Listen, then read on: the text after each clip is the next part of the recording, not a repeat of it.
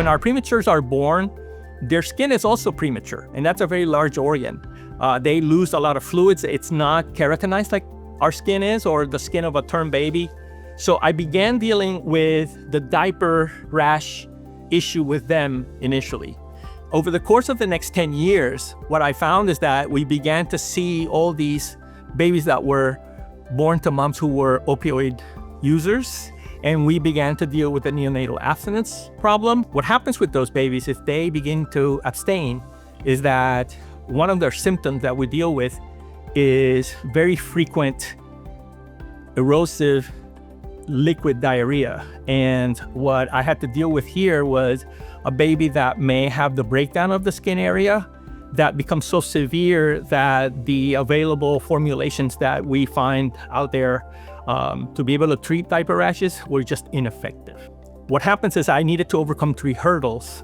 The first one is that I needed to create a compound that stuck to the skin. The second hurdle I had to overcome is to be able to create a barrier that is actually very effective against the urine and the stool that the babies have, and then promotes healing of the skin underneath.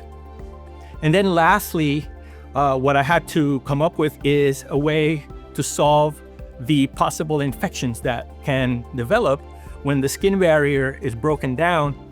We are colonized with bacteria and yeast, and so the rash can become super infected with these things. It did evolve over years because it was trial and error. And so finally we got to the point where we developed something that was extremely effective. Once we get the patent, the Office of Technology was so instrumental in helping me push this forward, then we can try to put that into the hospital formulary so that other clinicians, not just the neonatologists, can use this. And eventually we hope to get it through FDA, potentially get it to be available commercially for other clinicians out there. I think if I'm having this problem here, it is very obvious that I think everyone else is dealing with this because all these babies have similar symptoms. So for me, I hope that before my career ends, this is a project that we can just get to fruition so that we can get all these babies taken care of out there. And at the same time, we're promoting the University of Florida, which has been tremendous for me over the years.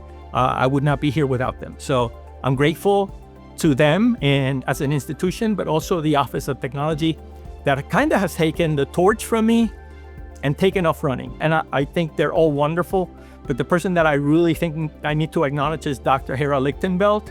She is an incredible champion for our cause, and I think she has made the difference.